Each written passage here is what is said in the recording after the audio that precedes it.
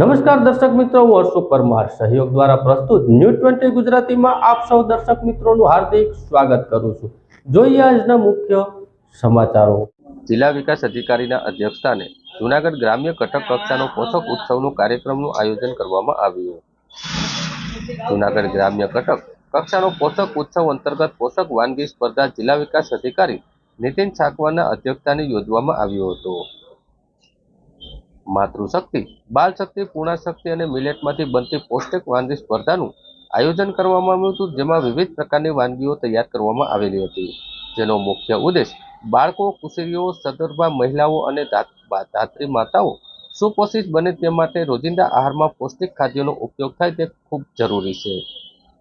Calorie, protein અને સૂક્ષ્મ પોષક તત્વયુક્ત ટેક-હોમ રાશન દર માસે વિનામૂલ્યે આંગણવાડી કેન્દ્રમાંથી તેમને દૈનિક પોષણની જરૂરિયાતો એક તૃતીયાંશ ભાગનું પોષણ પૂરું પાડવા માટે આપવામાં આવે છે, જેમાં વિવિધાવસર પાકો જેવા કે બાજરી, જુવાર, રાંગ, ચેંગો, સામો, કોદરી વગેરેનો સમાવેશ થાય છે, જેમાં મોટાભાગના પાકોનું મૂળ ભારત છે અને ભારતના પ્રાચીન અને ગુણકારી પાકો તરીકે ઓળખવામાં આવે છે।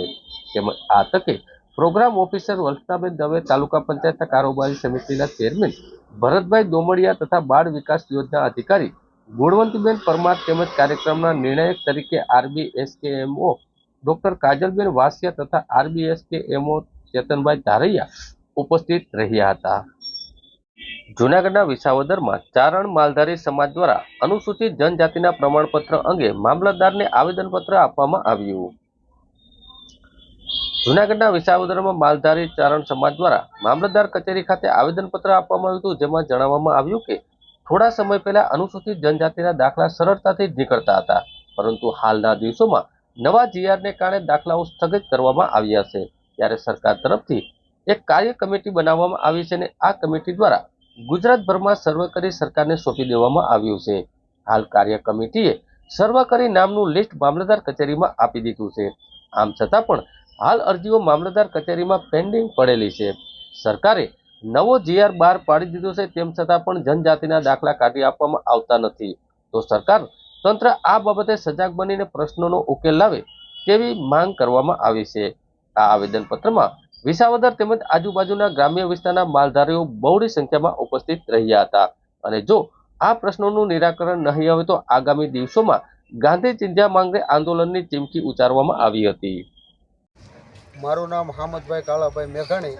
આજ રોજ અમે વિસાવદર તાલુકાની અંદર જે અમારા જાતિના પ્રમાણપત્ર છે એ કાઢી આપવામાં નથી આવતા, એ બાબતે અમે આવેદનપત્ર મામલતદારશ્રીને આપેલ છે અને અમારું બંધારણની જોગવાઈ પ્રમાણે જે અમને અનુસૂચિત જનજાતિ ગણવામાં આવ્યા છે અને કાર્ય કમિટીએ પણ સર્વે કરી અને જે અહેવાલ મામલતદારશ્રીને સોંપવામાં આવ્યા છતાં મંજૂર છે, છતાં એ લોકો અમને કાઢી નથી આપતા, એના માટે અમે આવેદનપત્ર આપ્યું છે અને સાહેબશ્રીને વિનંતી કે અમને વહેલી તકે આવેદનપત્ર આપ્યા બાદ અમને વહેલી તકે આ જાતિના પ્રમાણપત્ર કાઢી આપવામાં આવે।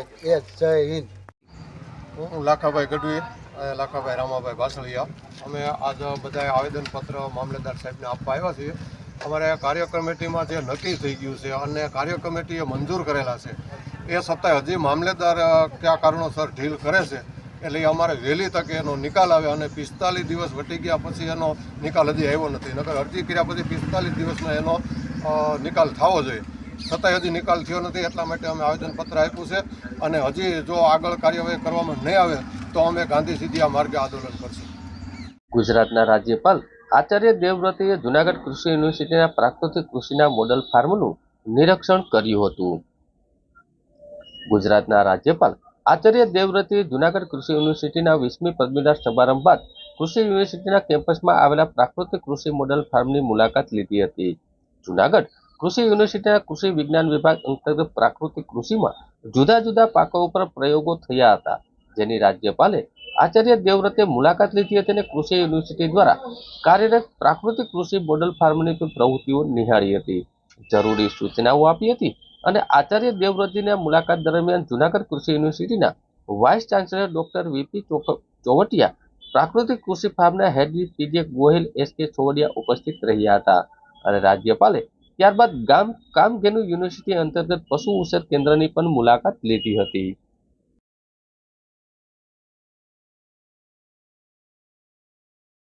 જૂનાગઢમાં મકાન આપવાના બહાને 20 લોકોના નાણાં લઈને ફરાર થઈ ગયેલા કોન્ટ્રાક્ટરને પકડવા ઉગ્ર માંગ કરવા ફરિયાદીઓ ડીવાયએસપી ઓફિસે પહોંચ્યા. જૂનાગઢમાં પૂજન ઇન્ફ્રાસ્ટ્રક્ચરનો બિલ્ડર મનીષ કાર્ય શહેરમાં ચોબારી રોડ ઉપર મુકેશ પ્રોજેક્ટમાં પ્લોટ અને મકાન આપવાના બહાને 20 લોકોને છેતરીને 2 કરોડ 43 લાખ લઈને ફરાર થઈ જતા પોલીસે 2 વ્યક્તિઓ સામે ગુનો નોંધી તપાસ હાથ ધરી હતી.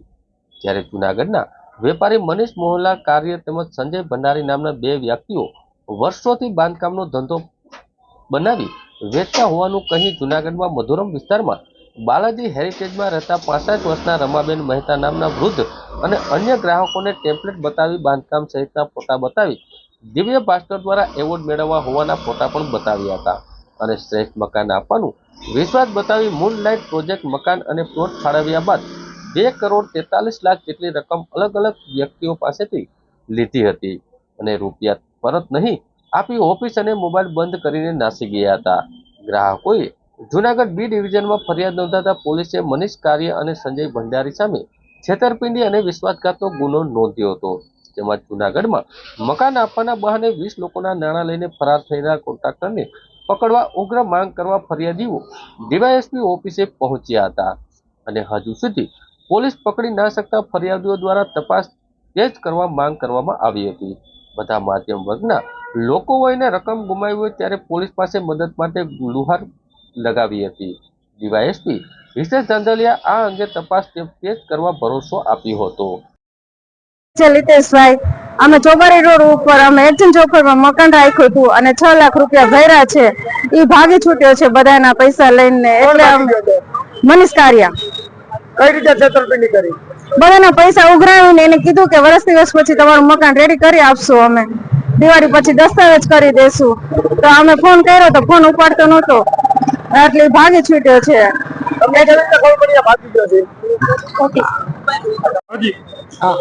હું ગીતા મેચિયા છું. અમે પણ એક ડુપ્લેક્સ લખાયું હતું મનીષ કારડિયા પાસે.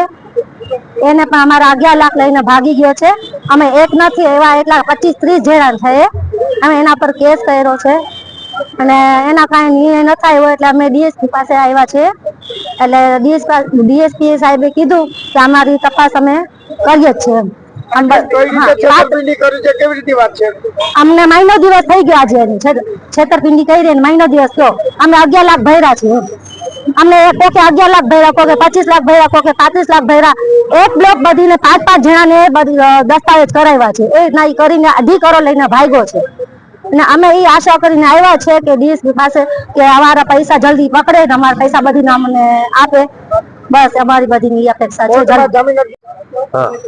મારું નામ જાની જનકરાય રેવાશંકર, બરાબર. હું નિવૃત્ત માણસ છું. મેં આમાં જુદી જુદી એની સ્કીમોમાં મેં 22 લાખનું ટોટલ રોકાણ કરેલ છે અને એવી છેતરપિંડી કરી છે કે જે જુનાગઢની પબ્લિકને ક્યારેય કલ્પના પણ ન આવે. ભરોસો નહીં બેસી શકે અને આજ પછી હવે કોઈ પણ બિલ્ડર ઉપર પબ્લિકનો ભરોસો ઉડી જશે. કેવી રીતના તમને છેતરા છે? એની સ્કીમ છે, એની 7-8 સ્કીમ છે, બરાબર છે. એટલે એક સ્કીમ ના નામ લઈએ તો આમાં ક્યાંય આરો નથી આવે. તમને કઈ સ્કીમ આપી? તમને મકાન બનાવી દેશું, બરાબર છે. એનો હપ્તો પણ અમે અમારામાંથી તૈયાર કરીને બનાવી દઈશું. એવી રીતે મની બેકિંગ એની જે લોન છે એ અમે તમને આપશું. આજે શું કર્યું? કોને મળ્યા? અત્યારે અમે ડીવાયએસપી સાહેબને મળ્યા. શું કીધું? એમણે કીધું, આશ્વાસન આપ્યું કે બનતી દ્વારા એ ઝડપી કાર્યવાહી કરીશું.